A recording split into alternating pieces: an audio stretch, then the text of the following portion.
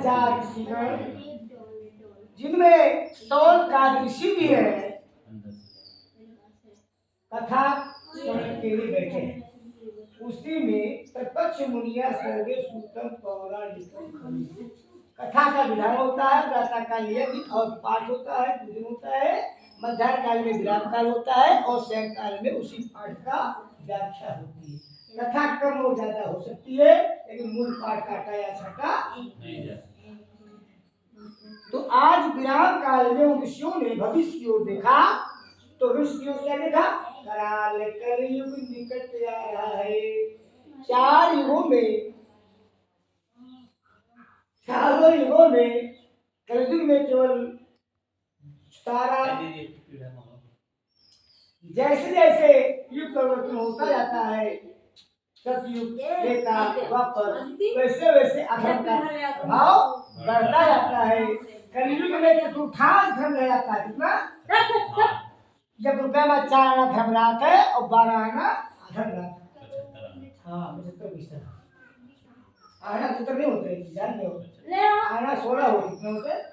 16 आना रुपये रात में, तो 4 आना धर्म रहता है और 12 आना आने नहीं पता का आना पता होगी। आना दोनों 4 आना मतलब 25 पैसा, 25 पैसा धर्म रहता है कलयुग में और 12 आना अधर्म।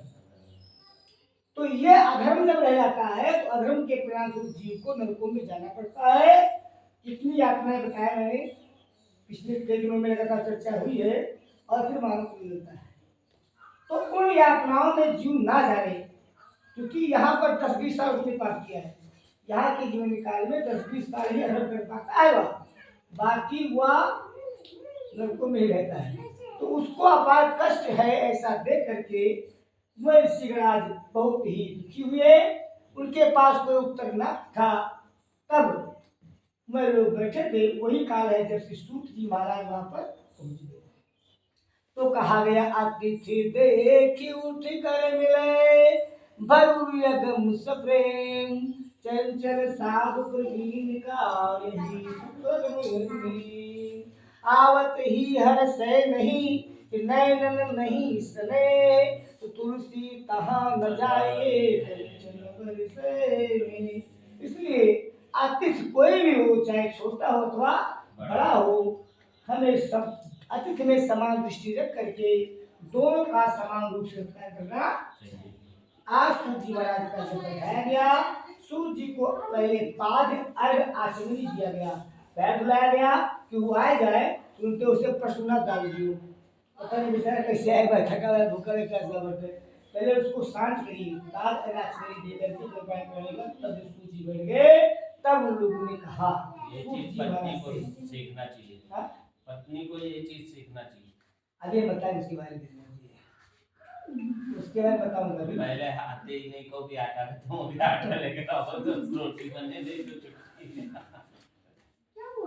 चलिए सीताराम सीताराम सीताराम कहिए, जय मीरा के राम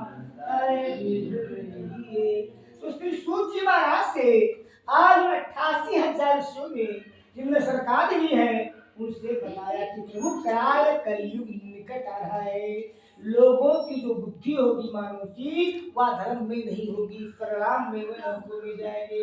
लोग कैसे कैसे होंगे, दृष्टांत दिया कि भगवंत कथा न रुचेगी उन्हें, शास्त्र की बात पे ध्यान धरेंगे।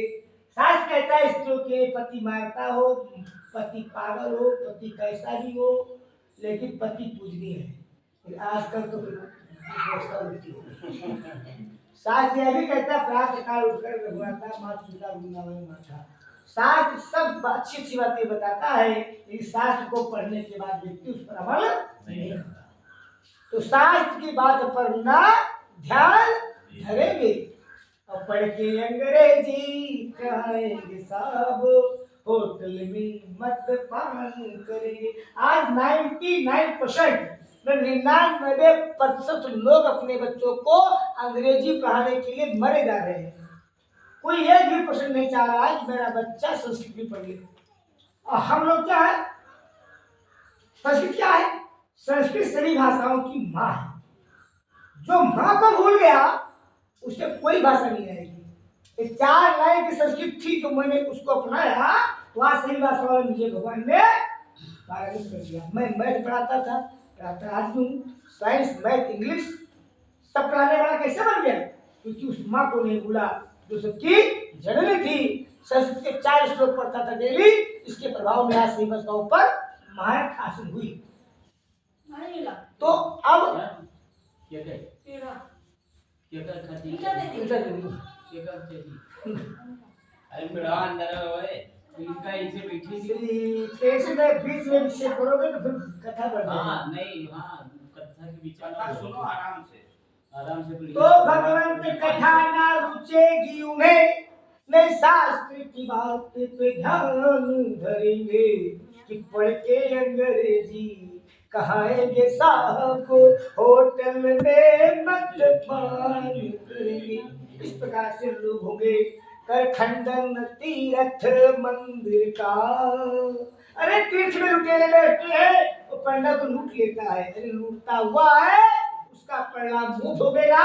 ये तुमने उसे लुटेरा कह दिया तो तुमने उसका पाप ले लिया, कर दे दिया, उसका पाप ले लिया और वो क्षमा हो गया, बरी हो गया।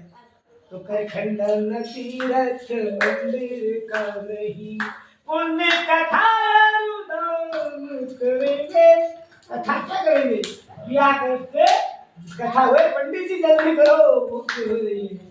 तो ब्याह हुए क्योंकि गुजरने हुए, क्योंकि यह कारण हो तभी लोग सुनते हैं। 20 बहुत कम लोग हैं जो कथा को सुनते हैं। और उसमें भी तो कर खंडन तीर्थ मंदिर का नहीं, पुण्य कथा अनुदान करेंगे। पाप करने के लिए कहना नहीं पड़ता, पाप तो कर देता है। बार बार कहो क्यों कर तो कौन उद्धार करता है या पुण्य करता है। अनेक बार कहने पर भी पुण्य कोई करे तो बहुत बड़ी बात है। अब पाप पे कहना कभी चंचल की पराई चाहे अपनी इस सुंदर सुशील पत्नी के बाद भी आपका मन मिलने लग के कभी चंचल की पराई चाहे और घर भी कनमान करेंगे। पड़ोसन ने कह दिया कि आज मुझको जो है 5 किलो पनीर लाना भैया, ले आना है, तो ले आएंगे 5 किलो। पत्नी ने कहा कि नमक ले सब रह जाएगा।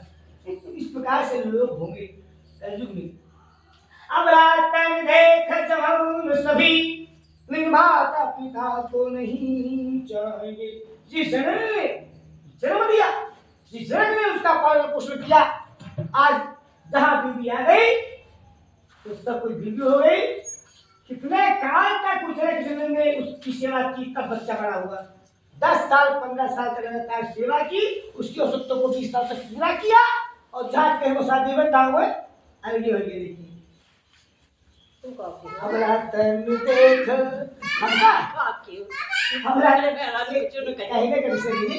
इसको, इसका सिर्फ दोष हमारे अंदर है तो इस दोष को निकाले।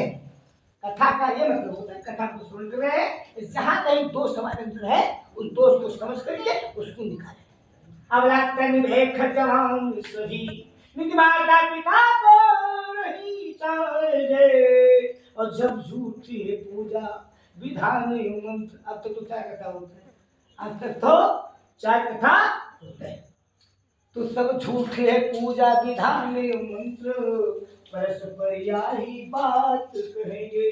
और जन भांग धतूर अफीम नशा में निरंतर मैं बिन होश बहेंगे। बिगड़े फिरेंगे बिन पंथ के, और बिघाट के चंचल जिंदू बहेंगे। आज कोई ऐसा घर बता दो जहाँ नशा नहीं है, ना होगा तो गुलमंजन तो पहुंच ही गया है। गुलमंजन तो जहाँ जहाँ नशा है, व्यसन है, वहाँ परमात्मा दूर है।